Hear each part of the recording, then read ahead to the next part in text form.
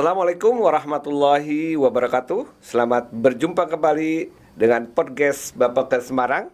Disiarkan langsung dari Jalan Pahlawan nomor 1 Simpang 5 Semarang. Alhamdulillah pada sore hari ini kita kehadiran tamu Bapak Sugianto, Bapak Sestitianakes, Kementerian Kesehatan. Apa kabar Pak? Alhamdulillah sehat. Alhamdulillah, sudah lama kita tidak berjumpa luring Pak ya. Iya. Mumpung Bapak kesini berkesempatan hadir dalam rangka kunjungan kerja baik ke Poltekkes maupun ke Bapakes, ada sesuatu yang harus kita kuatkan di pelatihan itu karena kami melatih calon aparatur sipil negara dan kita mempunyai core value ASN yang baru yang ditetapkan pada tanggal 21 Juli 2021 oleh Presiden yang namanya adalah core value berakhlak dan bangga melayani bangsa. Mohon kiranya Bapak Sesdirjen bisa menjelaskan terkait dengan penerapan ASN berakhlak itu di lingkungan Direktorat Jenderal Tenaga Kesehatan Kemenkes. Silakan Pak. Ya baik, tentunya saya kira ini suatu yang harus kita dukung ya. Kenapa? Karena ketika kita mengimplementasi terkait dengan berakhlak, artinya kan harus berorientasi pada pelayanan, akuntabel, kemudian juga kompeten, harmonis, loyal, adaptif dan kolaboratif. Ya. Jadi di era sekarang ini kita justru jangan berpikir justru kita harus yang dilayani. Kita harus proaktif melayani. Ya. Kita harus dibiasakan punya jiwa melayani. Artinya apa? Konteksnya katakanlah di lingkungan Bapelkes. Bagaimana Bapelkes ini ketika melaksanakan tugas fungsi utamanya, melakukan pelatihan. Ya. Ini harus betul-betul memberikan pelayanan yang terbaik. Baik. Nah, apalagi saya kira Bapelkes diberikan amanah dari mulai pelatihan di awal ASN itu sendiri. CPNS dalam hal ini Latsar. Baik, Latsar. Dikaitkan dengan katakanlah bagaimana kita mengupayakan bahwa kualitas sumber daya manusia kesehatan yang menjadi betul-betul misi dari Presiden dimulailah dari CPNS itu sendiri.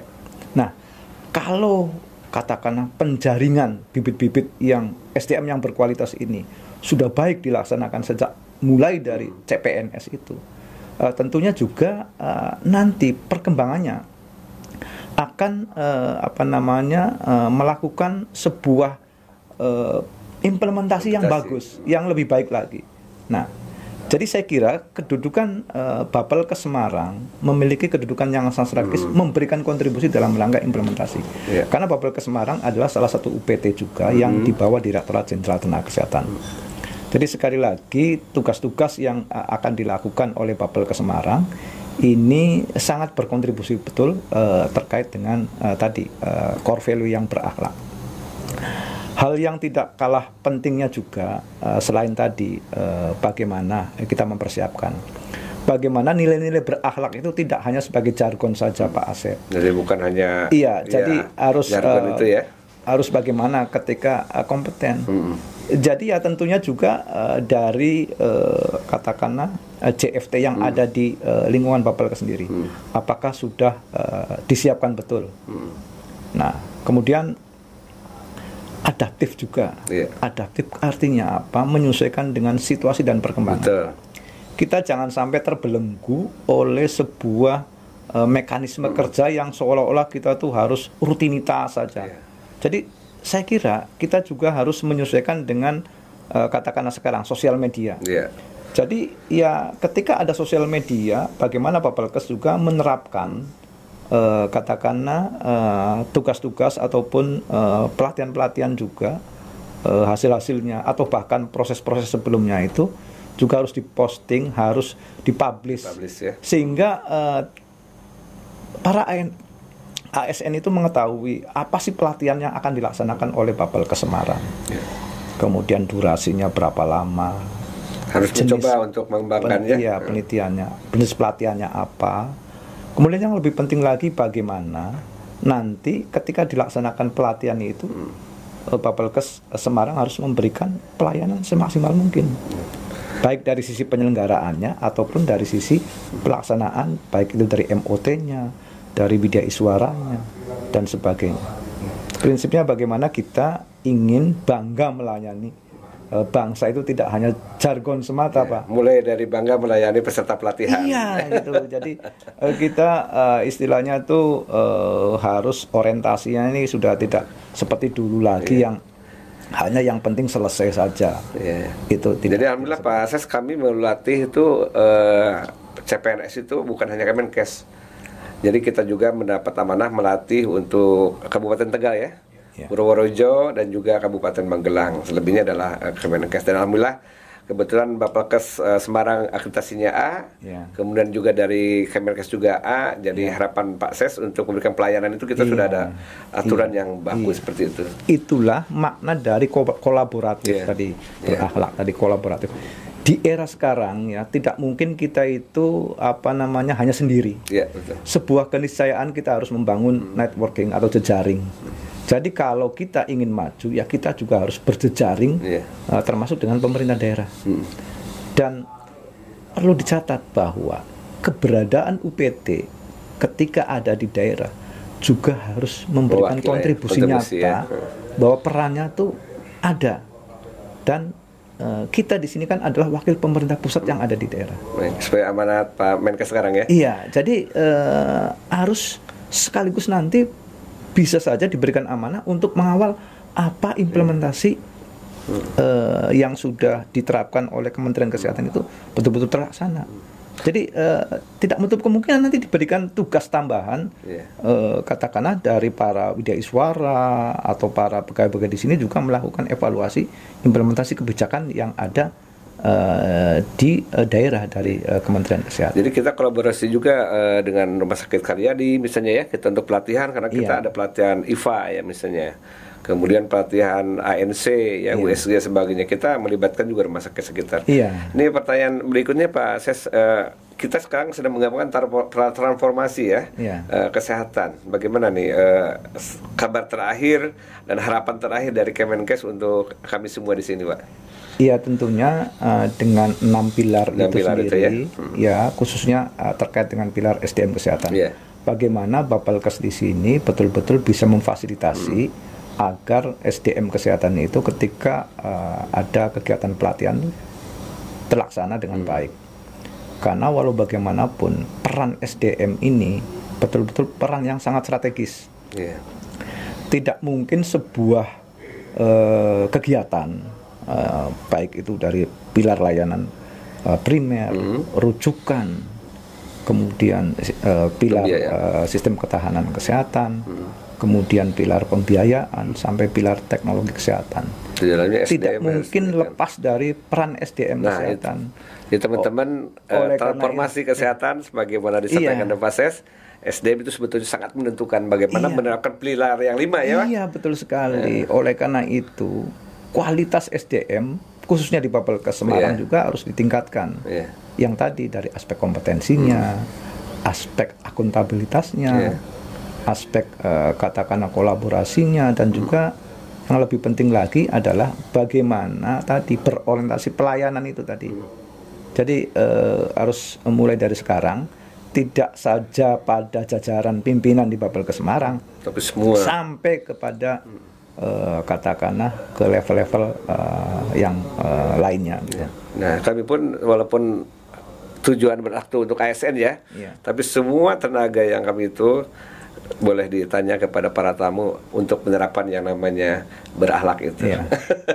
Jadi kita harus menerapkan yang jangan terlalu muluk-muluk lah. Dimulai dari misalkan bagaimana satpam itu ketika melayani tamu. Nah, itu Pak Satpam. Ketika katakanlah cleaning service itu misalkan memberikan pelayanan. Ketika katakanlah pegawai-pegawai di administrasi, ketika widya iswara. Dari tugas pergi sendiri dulu jadi ini harus katakanlah passionnya tuh harus mulai dirubah. Jadi kita harus betul-betul memberikan pelayanan yang terbaik. Alhamdulillah kita kebetulan juga masuk ke dalam satuan WBK, wilayah bebas dari korupsi. Jadi kita dari mulai satpam kita ajarkan ya, kita bina itu Dari mulai hal absensi aja kita pantau. Iya. Pelayanan kita pantau, gitu. Alhamdulillah. Nah, Pak Ses, terkait dengan perkembangan ya transformasi di bidang kesehatan, harapan Pak Ses untuk pelatihan tenaga kesehatan, karena sekarang ada 2 pusat, Pak. Ada pusat ASN-nya untuk nakesnya. Nah, kami supaya kita sampaikan juga ke siap pelatihan, Pak. Iya. Bagaimana itu harapannya untuk SDM itu, Pak? Iya, sekali lagi. Iya, sekali lagi ini kan kita harus berkolaborasi dengan dinas kesehatan ya. Ya. Jadi tentunya nanti ketika di dinas kesehatan kan ada pelatihan-pelatihan bagi tenaga puskesmas, bagi tenaga di dinas kesehatan. Nah ini penting juga kita berkolaborasi dengan istilahnya tuh Bapelkesda yang ada di daerah itu. Betul, kita ada Bapelkesda di sini. Seperti di Semarang kan ada yang untuk Jawa Tengah ini. Jawa Tengah. Artinya kita bukan saling untuk kompetitif, tetapi justru untuk sinergi. Sinergi. Bagaimana agar peran Bapelkes baik di UPT vertikal maupun Bapelkes daerah itu juga bersama-sama, karena ke depan pelatihan-pelatihan itu tidak saja bersumber dana dari APBN, sangat mungkin ketika bersumber dana APBD pun sangat membutuhkan peran Bapelkes itu sendiri, terutama Bapelkes vertikal gitu. Jadi sekali lagi kita harus berkolaborasi untuk mendukung, memastikan bahwa SDM ini nanti secara kualitas betul-betul siap untuk. Dan informasinya dari dana alokasi khusus cukup besar, Pak ya, untuk pengembangan SDM. Nah, justru itu. Jadi terutama untuk mendukung layanan primer ini juga sangat bervariasi ya. Di samping untuk katakanlah pilar memperkuat tadi sistem ketahanan kesehatan itu sendiri. Jadi saya kira di era sekarang ini pelatihan seperti surveillance epidemiologi juga masih menjadi prioritas yang tentunya harus bersama-sama ya, baik itu Bapelkes vertikal maupun Bapelkes daerah itu sendiri. Jadi kami pun melatih jabatan fungsional. Nah ini kebetulan ada Pak Yuli di bidang dia di substansi pelatihan fungsional. Kita melatih sekitar 660 ya. 23 Iya, begitu Pak. Jadi memang kita mulai dari sana, Pak. Kita melatih, kemudian pelatihan teknis seperti yang Bapak katakan tadi, surveillance epidemiologi dan lain sebagainya. Mungkin begitu. Iya. Terus terang, sekarang ini kan untuk karir pengembangan ASN itu kan lebih didorong bagaimana jabatan fungsional itu agar betul-betul menjadi salah satu jabatan yang menarik. Iya, betul. Nah, tidak mungkin jabatan fungsional ini akan profesional ataupun kompeten tanpa ada dukungan dari pelatihan itu sendiri.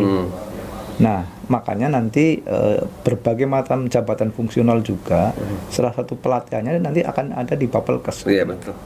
Nah, ini harus menyiapkan ini, terutama katakanlah ketersediaan SDM-nya di sini. Tentunya bekerja sama ya dengan katakanlah stakeholder yang lainnya. Jadi ke depan Bapelkes Semarang ini harus sudah siap menyongsong berbagai macam pelatihan dalam rangka mendukung transformasi sistem kesehatan. Jadi saudara-saudara pemirsa sekalian, transformasi di bidang kesehatan ada 6, salah satunya adalah SDM. Ternyata SDM mempengaruhi 5 pilar lainnya. Semangat untuk itu. Terima kasih Pak Ses atas wawancaranya dan kunjungannya ke sini. Sampai jumpa pula kepada teman-teman semuanya pemirsa podcast Bapelkes Semarang. Sampai jumpa kembali di podcast berikutnya. Wassalamualaikum warahmatullahi wabarakatuh. Waalaikumsalam warahmatullahi wabarakatuh.